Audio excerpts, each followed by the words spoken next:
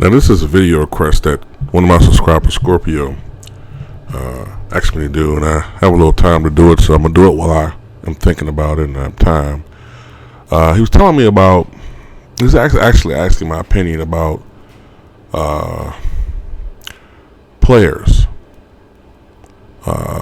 who have not been inducted into the Naismith Memorial Basketball Hall of Fame for whatever reason, and how there have been a lot of current head coaches who have been inducted into the hall, yet there's still a plenty amount of former NBA players and ABA players, who are the ones that are considered, who have not been inducted into the Hall of Fame. And you want me to talk about that. I found this article. It's actually one of those gallery type articles where it's listing like 50 players who have not been inducted into the Hall of Fame. So I'm not gonna bullshit you guys. If I don't know these guys, I'm just gonna skip past them. You know, I'm just gonna try to give a brief reason why maybe I feel like they should or shouldn't be in the Hall of Fame. But all right, let me start off with the first guy. All right, let me see. The first guy, all right, is Charlie Scott. Now, Charlie Scott, from what I've read, he was one of the dominant players in the ABA, at least particularly in the earlier years. I remember him having at least a couple of years averaging 30 points per game. Based on his production, and I don't know how successful he was as far as teams is concerned, but I remember the Squires winning titles in the early 70s, which the team I remember he was on, the Virginia Squires. And he had a pretty successful NBA career, if not the longest. I think that he probably at least should be considered. I think he's a borderline Hall of Famer. Okay, that's just my opinion. And when I say that, I mean I'm basing it on what the criteria is now to be a Hall of Famer. Next is Sam Cassell. This is going to piss some people off. Sam Cassell, for many years, was a very good point guard, but I never watched Sam Cassell and said, this is a Hall of Famer. This is a very good point guard, but he never, to me, was a top 5 point guard in the league. Never. No. Maybe in some years he was possibly borderline top 15, maybe playing at some stretches top 10, like the very bottom. I don't know. Like, he's one of those guys, I just, if he never got in, I wouldn't lose sleep over it. All right, Larry Costello was, a guy who played in an era where point guards didn't score a lot of points. Bob Cousy was an exception. I think he averaged for stretches between 14 and 18 points per game, something like that. His stats won't, jump out at you, but from what I've read, he was one of the league's better defensive point guards. I think he spent his last year as a backup for that 66-67 Philadelphia 76ers team. And there's been many rumblings about why he hasn't been inducted into the Hall of Fame. I think he died back in 2001. So it'll be a posthumous induction if he ever was inducted, but I think he should be. He also had his career interrupted by playing in different leagues. And also I think he did an Army stint. So, he didn't have he had a fractured career, but I think he should be in the Hall of Fame. All right, that's just my opinion. I might not be able to get to all these guys. Peja Stojakovic. No. No. Great shooter, but no, he's not a Hall of Famer. Trying to go through this damn thing, man. All right. Warren Jabali. Now, I'm going to admit that I do not know too much about him. I'm not all that knowledgeable of Warren Jabali, so I'm going to skip past him. I've read that name. I'm somewhat familiar with his name, but I'm not sure too much about him to make a determination about him. Carl Braun. I believe Carl Braun played with the Knicks, right, and the Celtics. I do remember him being one of the better. I think he played the center position, if I'm not mistaken, right? Let me see. Was it the center position? No, it couldn't have been center position because he only averaged 3 rebounds per game. Not too knowledgeable of Carl Braun. But I do remember reading about that he was one of the better players in the 1950s. Maybe he was a shooting guard. For some reason, I thought he was a big man. So I'm going to skip past him. Let's see. Bob Dandridge. Now, this is a guy who definitely should be in the Hall of Fame. One of the best players to ever play for the Milwaukee Bucks, bar none. All right. Came in the same year that Kareem Abdul-Jabbar, but he was, if you had to name the best overall player, and maybe the best player in the 1970s, I guess you have to give it to Kareem, though he only played half that decade with the team. But he was a sensational player for the Milwaukee Bucks, and later on he played, I believe, with what was then the Washington Bullets. But he was one of the better small forwards in the league at a time when there were a lot of small forwards in the league. And yes, I do think that Bob Dandridge should be a Hall of Famer. It's a fucking disgrace that he's not in the Hall. Let's see who else is on this list. Maurice Lucas. Yes, he should be in the Hall of Fame. And it's a damn disgrace that he's not in the Hall of Fame. Known for being an enforcer, but he was a solid all-around player. Give you 20 and 10. Damn, he was a man amongst boys. Actually, a man amongst men. But he was the ultimate alpha male. It's a damn disgrace that he's not in the Hall of Fame, Maurice Lucas. Yes, he should be in the Hall of Fame. Great player in the ABA and later on in the NBA. Ended his career, I believe, sometime in 88 or 89. Yes, he should be in the Hall of Fame. James Silas. Yes. Played with the Dallas Chaparrals, who later became, I believe, the San Antonio Spurs, a team that was initially in the ABA, then went to the NBA. Unfortunately for James Silas, he played in the era where the Spurs weren't that very good, and then later on, people just are so enamored by scoring. But he played on the same team with Larry Keenan and Mike Mitchell and the great George Gervin. Those guys were scorers.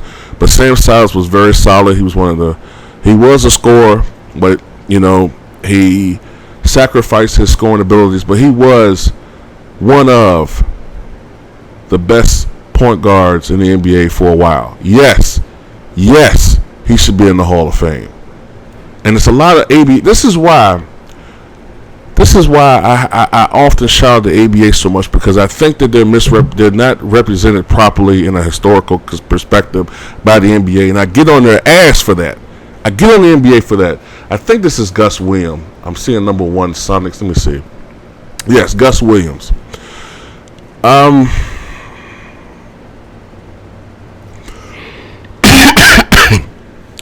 think Gus Williams probably is best known for his performance in the 1979 NBA Finals. I think he averaged something like I think he averaged something like 30 points per game in that particular finals. Yeah, it says right here, the Wizard, as he was known, became a big part of Seattle's run to back-to-back NBA Finals in 78 and 79, leading the Sonics with 28.6 points per game. I think that's probably for both finals. Averaged 3.6 rebounds, 3.6 assists, and a steal. In 1979 NBA Finals, as Seattle avenged their loss from the Bullets the prior season. Gus Williams was one of the better point guards.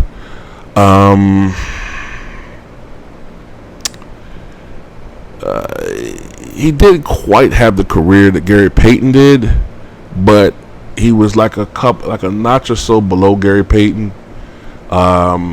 he's a borderline case in my opinion, but he possibly should be in the Hall of Fame. Possibly. I may not be able to get to all these guys. I'm just going to give a couple examples. I think that's probably better. Glen Rice. This is going to shock some people. When Glen Rice was at his best, I've never seen with the exception of Stephen Curry recently. Aside from Stephen Curry, when Glen Rice was at his best, I had never seen a better shooter in my life. And that includes Ray Allen. Even Stephen Curry, I can't say he's much more consistent than Glen as far as his career is concerned. But when Glen was at his best, I still have to say I've never seen a better shooter. Better. Listen, I didn't say guys that weren't as good, but I've never seen a better shooter than Glen Rice. But he was not as inconsistent. As great as Glen Rice was in that 96-97 season when he put up 27 points per game, leading the NBA in scoring after the All-Star game, if my memory serves me correctly, after the 1997 All-Star game when he put up 20 points in the third quarter, breaking Wilt Chamberlain's record. After that, he led the league in scoring, but he never replicated that.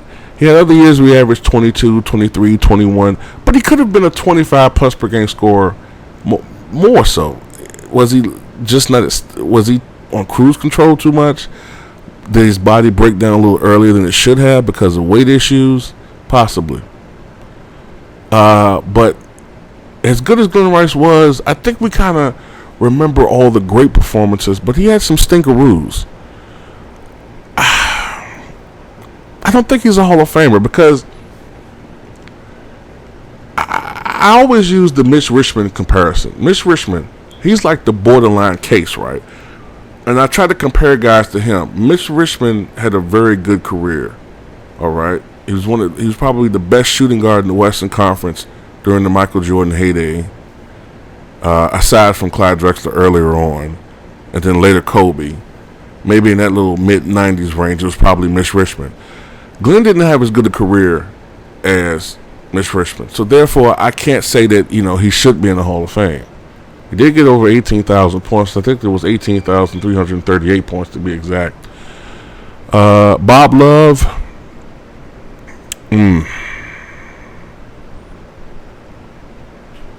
Probably should be in the Hall of Fame. But I also can't say that he was the most dominant power forward in the league. His 42% field goal percentage leaves much to be desired too. Sweet Lou Hudson probably should be in the Hall of Fame. For a long stretch in the league, he was one of the best scorers in the league. Averaged over 20 points per game for his career. Had one of the best strokes in the NBA. Probably should be in the Hall of Fame, but borderline case. Horace Grant. I think if you put Dennis Rodman in,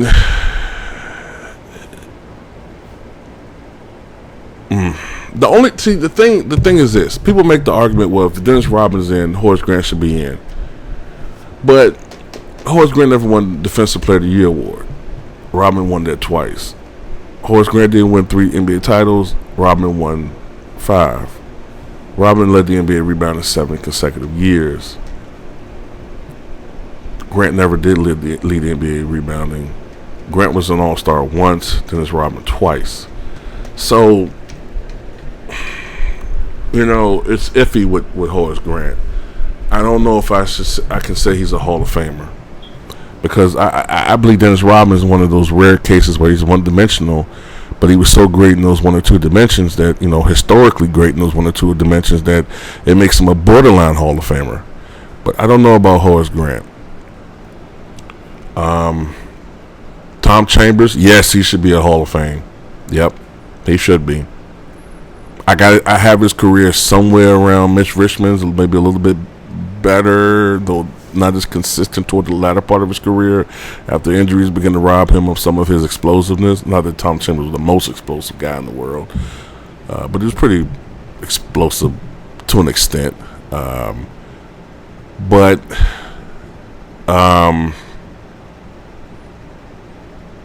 Well, actually, Tom Chambers was kind of explosive, but not explosive like when you think of Tracy McGrady or whatever. But we at that particular time it was rare to see a 6'10" power forward to be able to do some of the things he used to do on the court. I think Tom Chambers still holds the record, I think, for most points by a Phoenix Sun, with 60 points against his former team. So,